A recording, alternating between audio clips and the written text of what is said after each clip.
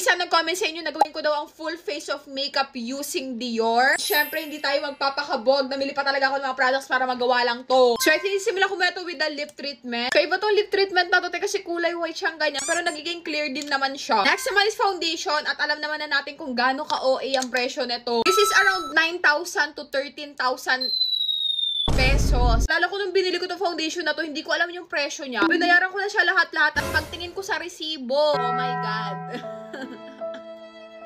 May mga ganun pala kamahal na foundation, te.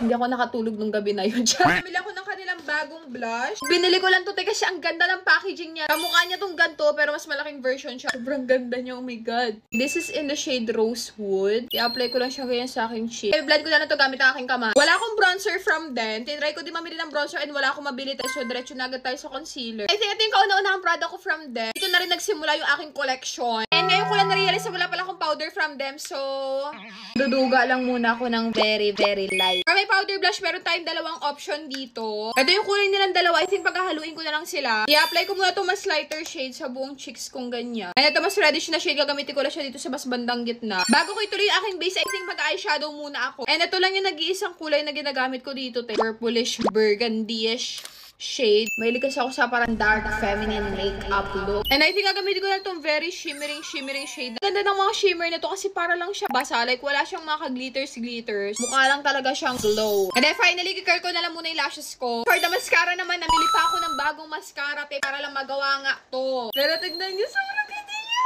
Sana hindi ko sinayang yung pera ko dito. Okay. For the highlighter naman, again, very bagong-bago tong highlighter na to, te. Noon ko pa gustong bilhin to kasi lagi silang out of stock. Kaya buti na lang naabutan ko na may stock sila. Hindi ko lang alam kung alin dito yung gagamitin ko. I think ito na lang. Gagamitin ko na to sa aking ilong. Shine bright like a diamond. Ang ganda, oh my God. Hindi nag-slide ko lang yung sarili ko. Ganda talaga siya. Slay! Yeah!